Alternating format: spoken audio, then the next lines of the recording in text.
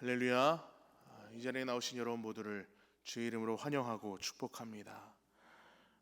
오늘 계속해서 왜 예수인가에 대해서 나누고 있는데, 오늘은 이 죄에 대한 내용입니다. 지금까지 1강에서 5강의 내용이 조금은 덜 무거운 주제였다면은 이제 이 죄라는 주제부터는 조금 무거운 주제로 조금씩 이제 본론으로 들어가게 됩니다. 여러분, 예수님께서 이 세상에 왜 오셨을까요? 이 질문에 대해서 우리가 고민하고 이 질문에 답하려고 하다 보면은요, 우리는 이 죄의 문제를 그냥 지나칠 수가 없습니다. 왜요? 주님께서 우리의 죄를 사해 주시기 위해, 우리의 죄를 대신 짊어지시고 십자가에서 죽으셨기 때문에. 그래서 우리는요, 늘 언제나 이 죄에 대해서 깊이 묵상하고 또 고민해야 한다는 것입니다. 그래서 오늘 이 말씀을 통해서 죄에 대한 그 심각성을 깨닫는 시간이 되기를 바라며, 죄악에서 벗어나서 언제나 주님 품 안에 거하는 저와 여러분이 되기를 이 시간 주님의 이름으로 간절히 소원합니다. 여러분, 우리는요, 원죄, 이 원죄가 어떻게 생겨났는지 너무나 잘 알고 있습니다. 에덴 동산이라는 곳에서부터 죄가 생겨났습니다. 하나님께서 사람을 지으셨습니다. 아담과 하와를 지으시고 모든 것을 그 안에서 다 할 수 있도록 허락해 주셨어요. 단 한 가지만 제외하고요. 그게 뭐였죠? 아무도 모르시나요? 선과 악을 알게 하는 나무는 먹지 말아라. 우리 창세기 2장 17절 말씀 우리 함께 읽어보겠습니다. 선악을 알게 하는 나무의 열매는 먹지 말라. 내가 먹는 날에는 반드시 죽으리라 하시니라. 아멘. 하나님께서 우리에게 금하신 것 딱 하나였습니다. 지난번에도 제가 말씀드렸지만 이 선과 악을 알게 하는 나무는 먹지 말아라. 즉 선과 악을 아는 것, 판단하는 것을 금하시는 겁니다. 판단하는 것. 우리는요, 이 세상을 살아가면서 쉽게 무엇인가 판단하며 살아갑니다. 그리고 그렇게 살아야 한다고 생각합니다. 판단하고 결정하고. 근데 여러분, 우리에게 있어서 필요한 것은 이 판단이 아니라 분별이라는 겁니다. 이 판단과 분별이라는 것은요, 우리가 분명히 구별할 줄 알아야 합니다. 제가 머리가 좋지 않아서 이거를 국어사전에 한번 검색을 해봤습니다. 그랬더니 판단은 사물을 인식하여 논리나 기준 등에 따라 판정을 내립니다. 또 어떤 대상에 대하여 무슨 일인가를 판정하고 인간의 사유를 작용한다고 되어 있습니다. 근데 분별은요, 서로 다른 일이나 사물을 구별하여 가름, 세상 물정에 대한 바른 생각이나 판단과 같은 이러한 뜻을 품고 있습니다. 이 둘의 차이점을 자세히 살펴보면요, 판단이라고 하는 것은 논리나 기준에 따라서 어떤 대상을 판정하는 겁니다. 심판하는 겁니다. 근데 그 기준이 사람마다 다 다르다는 게 문제예요. 사람마다 다. 즉 어떤 대상을, 누군가를 판단할 때 기준이 되는 것이 내 생각이고 내 논리라는 거죠. 그런데 분별은 어떻습니까? 서로 다른 일이나 사물이나 어떤 대상을 바른 생각이나 판단으로 구별하여 가른다고 합니다. 여러분, 우리가 매일 매순간 이 세상을 살아가면서 해야 되는 것은 나의 생각과 논리로 판단하고 정죄하는 것이 아니라 하나님께서 주신 바른 생각을 가지고 분별할 줄 알아야 한다는 겁니다. 분별을 잘 할 줄 안다는 게 뭡니까? 지혜롭다라는 겁니다. 자, 예를 들어서 사람을 보면서 저 사람은 키가 참 크네, 그리고 그 옆에 있는 사람은 반대로 키가 참 작네 라고 하는 것, 그것은 그냥 분별입니다.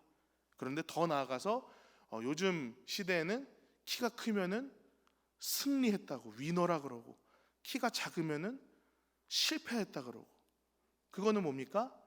판단이라는 겁니다. 이 판단은요, 옳고 그름 그리고 선과 악 이렇게 구분을 합니다. 하나님께서 금하셨던 것이 바로 이 판단이라는 것입니다. 사람이 사람을 판단하고 심판하는 것, 그것을 하나님께서 금하셨던 겁니다. 선과 악으로 구분하는 것을 하지 말아라 라고 하나님이 하신 겁니다. 하나님께서는요, 이 세상을 너무나 아름답게 또 다양하게 창조하셨습니다. 그리고 이러한 것들을 창조하시고 난 뒤 뭐라 그러셨습니까? 심히 좋았더라라고 하셨습니다. 참 좋았다고. 하나님은 그 지으신 모든 피조물들을 바라보시고 절대로 그것을 옳고 그름으로 판단하지 않으셨습니다.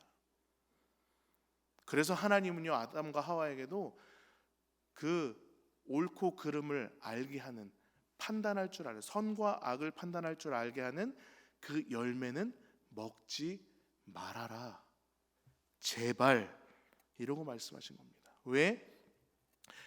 이 옳고 그름으로 이게 세상을 바라보고 판단하기 시작하면은요, 이 세상은 더 이상 아름답지가 않기 때문입니다. 나와 같은 게 하나도 없는데, 나랑 딱 맞는 게 참 극소수밖에 없는데 세상이 뭐가 아름답겠습니까? 저것도 나랑 안 맞고, 이것도 나랑 조금은 다르고, 저 사람은 나랑 생각이 다르고, 저 사람은 나랑 생김새가 다르고, 저 사람은 나랑 뭐 가치관이 다르고, 저 사람은 나랑 정치관이 다르고, 뭐가 다르고. 그럼 이 세상이 더 이상 아름답지가 않은 겁니다. 하나님께서 지으신 이 세상이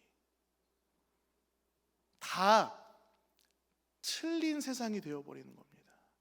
그러니까 어떻게 돼요? 이 세상이 아름다운 게 아니라 이제는 악몽이 되어버리는 거예요. 엉망이 되어버리는 겁니다. 그런데 그 아담과 하와가 그것을 했습니다. 선악과를 먹고서 옳고 그름으로 세상을 판단하기 시작했습니다. 하나님께서 그것을 금하셨는데 판단하기 시작하고 세상을 옳고 그름으로 심판하기 시작, 정죄하기 시작합니다. 이 죄가 시작되자 이 죄는요, 걷잡을 수 없는 무서운 속도로 퍼져나가기 시작한 것입니다. 그래서 이런 우리를 두고 보실 수 없으셨던 하나님께서 어떻게 하신 겁니까? 예수 그리스도를 이 땅에 보내주신 거예요. 예수님께서 이 세상에 오셔서 우리의 죄를 사해 주시고 우리를 죄악에서 건져 주신 겁니다. 구원해 주신 겁니다. 여러분, 만약에 이 세상에 있는 그 죄의 문제를 인간 스스로 해결할 수 있었다라고 한다면은 하나님께서는 굳이 독생자 아들 예수 그리스도를 이 세상에 보내시지 않으셨을 거예요. 근데 예수님을 이 땅에 보내셨다라는 건 뭡니까? 인간이 그 문제를 해결할 수 없다는 겁니다. 아무리 좋아지고 세상이 좋아지고 과학기술이 발전하고 문명이 발전하고 지금 놀라운 그 발전 속도를 내고 있다고 하더라도 죄의 문제는요, 우리가 감히 어찌할 수 없는, 손댈 수 없는 영역이라는 겁니다. 그래서 예수님께서 우리를 위해 이 땅에 오신 거예요. 근데 요즘 우리가 살고 있는 이 시대가 어떤 시대입니까? 죄를 가볍게 여기는 다원주의 시대예요. 다원주의는 뭐냐? 세상의 모든 것들이 다 진리가 될 수 있다라고 여기는 거죠. 그 말은 뭐예요? 바꿔서 얘기하면 하나님이 없어도 된다라는 뜻입니다. 다원주의라는 게. 여러분, 죄는 여기서부터 시작됩니다. 죄는요, 하나님을 떠나는 것에서부터 시작이 되는 겁니다. 하나님의 말씀에 불순종하는 것에서부터 시작되는 것이 바로 이 죄입니다. 죄는요, 절대적 기준을 거부하고 나를 모든 것에 선행하는, 나에게 딱 맞게 최우선 기준으로 나를 삼는 겁니다. 하나님이 아담과 하와에게 선과 악을 알게 하는 그 과실을 먹지 말라고 하신 것도 하나님을 떠나서는 그 어떤 것과도 바른 관계를 할 수 없기 때문에 하나님은 그것을 너무나 잘 알고 계시기에 그러지 말아라 라고 신신당부를 하신 거예요. 하나님과의 바른 관계를 지속할 수 없다라는 것은요, 우리의 생명의 근원인과 멀어지는 겁니다. 주님과 멀어지는 것이고, 여러분 생명과 멀어지면 당연히 뭐와 가까워지겠습니까? 죽음과 가까워지는 것입니다. 그러니까 하나님이 그 먹지 말라고, 우리를 살리시려고 그러신 거예요. 살리시려고. 아담아 하와야 그거 먹지 말아라. 우리를 살리시려고. 우리가 이렇게 마지막까지 하나님의 뜻에 따라 순종하지 않으며 이렇게 살아간다면요, 하나님과 계속해서 멀어지는 것이고요, 사망으로, 죽음으로, 지옥이 가까워지는 겁니다. 그래서 그 결과가 어떻게 됩니까? 살인이 일어나고요, 사기가 아주 만발하고요, 절도, 폭행, 이런 일들이 이제는 참 많이 그냥 그러려니 할 정도로 무섭게 생겨나고 있습니다. 그렇기 때문에 우리는 언제나 하나님과 가까이 하기 위해, 하나님과 멀어지지 않기 위해 애써야 합니다. 그래서 그러려면 하나님의 말씀에 늘 순종하고 주님의 뜻이 무엇인지 알기 위해 말씀도 묵상하고 기도하고 찬양하고 또 이 주님의 몸된 성전에 나와서 주님의 뜻을 늘 구해야 하는 겁니다.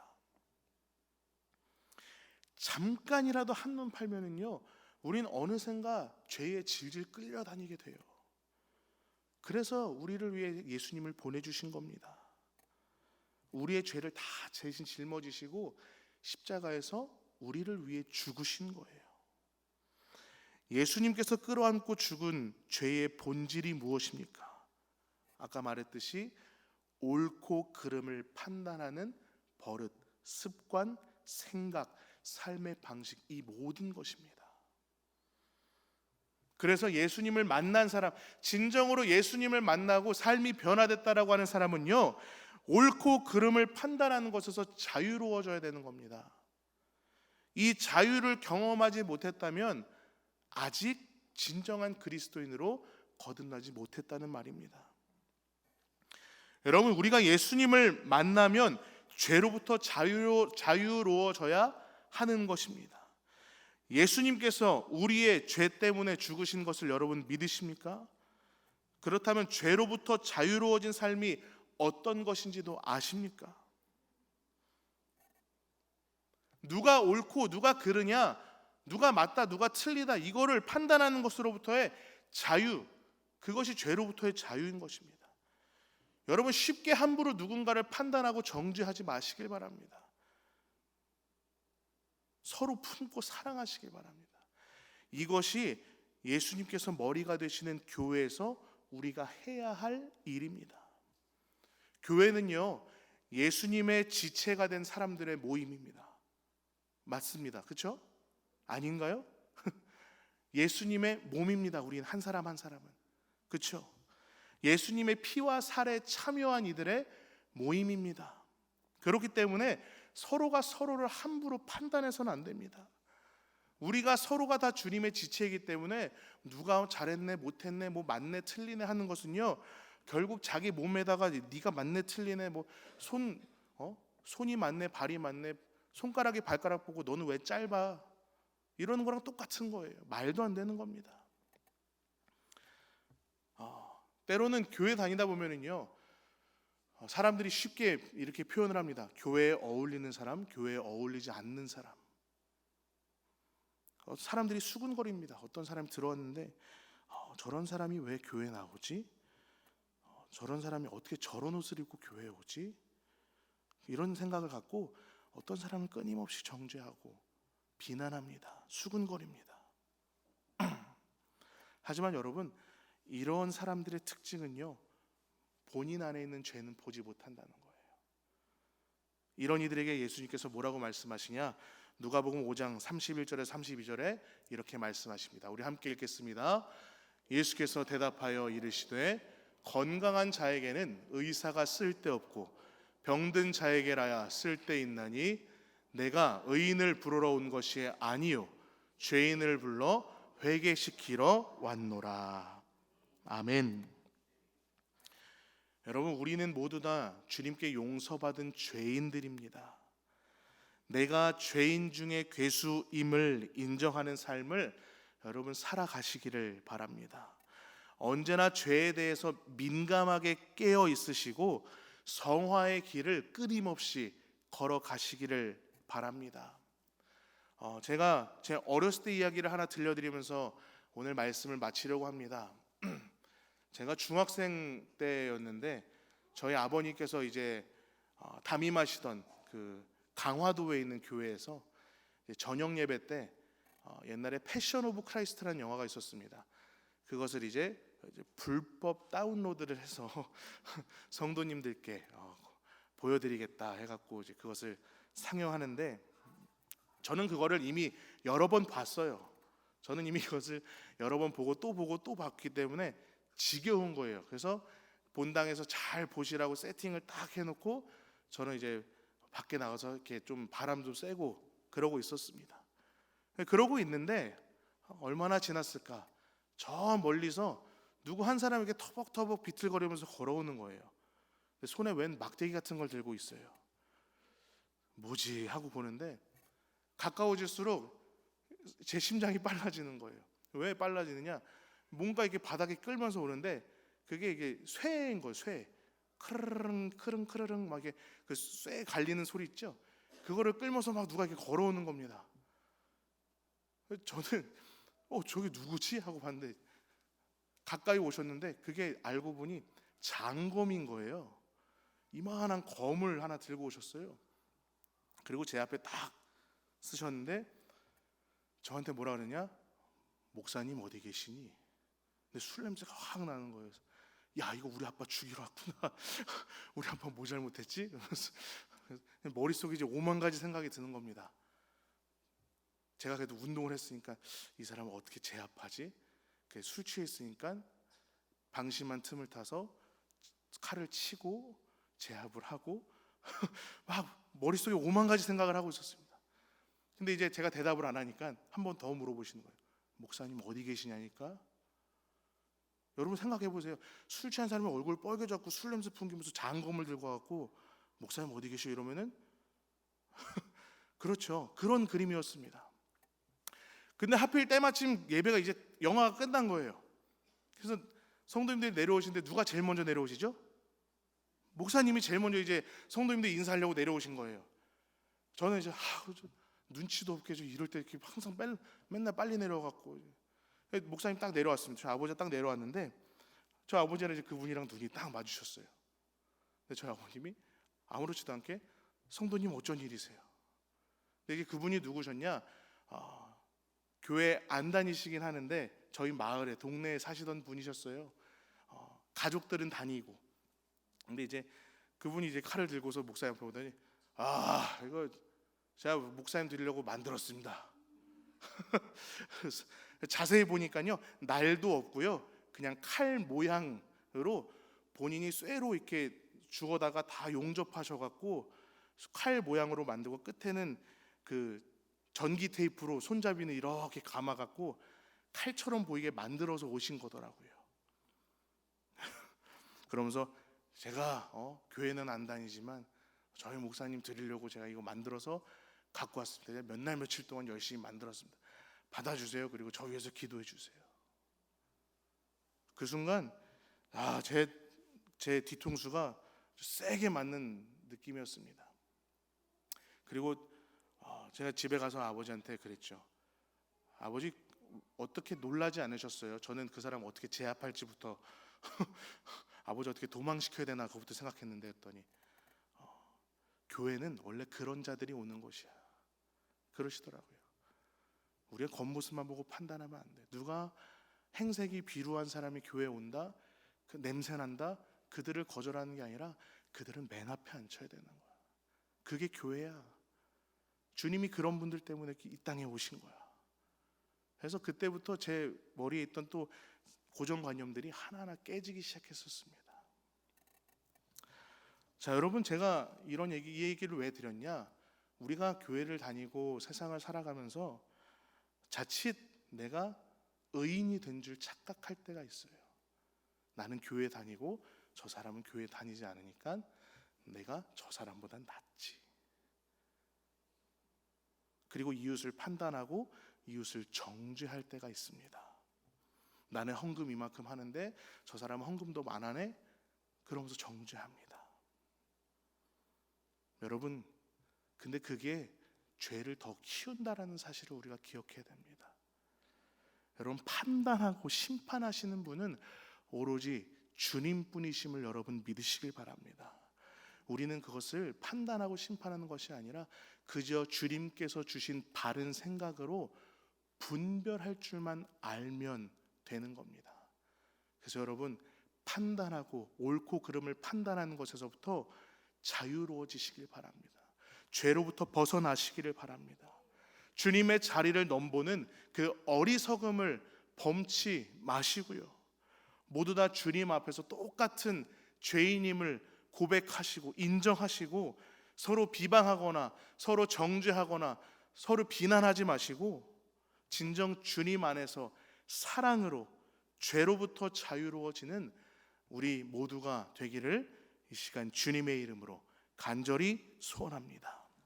아멘.